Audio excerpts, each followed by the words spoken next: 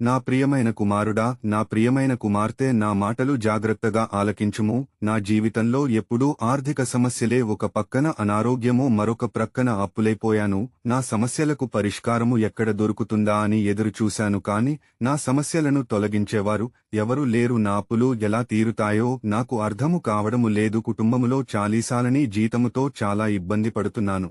ఆర్థికముగా ఏది కొనుక్కోలేని పరిస్థితి. కుటుంబము గురించి ప్రతిరోజు ఆలోచిస్తూ నా శరీరం క్షీణించికిపోతుంది అని బాధపడుతున్నావా? ఏడుస్తున్నావా? తున్నావా? కన్నీరు కారుస్తున్నావా? నీ కష్టము వెనుక సంతోషము ఉందని, నీ బాధ వెనుక ఆనందము ఉందని, ఆర్థిక సమస్య వెనుక సంబరముందని, రోగాలు వెనుక గొప్ప ఆశీర్వాదము ఉందని ఎందుకు నీవు గ్రహించడము లేదు? ఇన్ని సమస్యలు నాకే వస్తున్నాయని బాధపడుతున్నావు, కాని ఈ సమస్యల వెనుక, బాధలు వెనుక ఎవరో ఒకరు ఉన్నారని, ఆయనే నా సృష్టికర్త అయిన దేవుడు, నన్ను పోషించే దేవుడు, నన్ను ఆదరించే దేవుడు.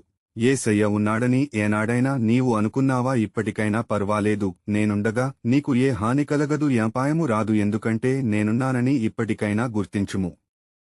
ఇంకొకటి గుర్తు తెచ్చుకో, ఎన్ని బాధలొచ్చినా, ఎన్ని సమస్య వచ్చినా, ఒక రోగము తర్వాత మరొక రోగము వచ్చిన, ఎన్ని యాక్సిడెంట్లు అయినా, ఎన్నిసార్లు ప్రాణ అపాయకర పరిస్థితులు వచ్చిన నిన్ను బ్రతికించింది ఎవరు? నేను కదా. ఇది మర్చిపోయావా? అన్నిటికీ కారణం నేనే కదా. నా దేవుడు నన్ను పరీక్షిస్తున్నాడని అనుకోవచ్చు కదా. ఎందుకు జరుగుతున్నాయో అని అనుకుంటున్నావు, కానీ దీని వెనుక ఎవరున్నారో తెలుసా? నేనే కదా. ఎందుకు బాధపడుతున్నావు? ఎందుకు దుఃఖపడుతున్నావు? ఎందుకు రోధిస్తున్నావు? ఎందుకు ఏడుస్తున్నావు? ఎందుకు కన్నీరు కారుస్తున్నావు? నీ ఆర్థిక సమస్యలను తొలగిస్తాను, నీ ప్రతి రోగమును స్వస్థపరుస్తాను, నీ దుఃఖాన్ని తొలగిస్తాను, నీ బాధలను తొలగిస్తాను, నీ కన్నీరుని ఆనందభాష్పాలుగా మారుస్తాను. నీకంటే గొప్పవాడు ఎవడు ఉండడు, ఎందుకంటే నీవు నా బిడ్డవు కనుక. నీకు ఏది అవసరమొచ్చినా, నిన్ను నీ వారే అవమానించిన, చిన్న చూపు చూసినా, నిన్ను లెక్క చేయకపోయినా, నిన్ను ప్రేమించకపోయినా, నేను నిన్ను విడువను, ఎడబాయను. నేను నీకు తోడుగా ఉంటాను.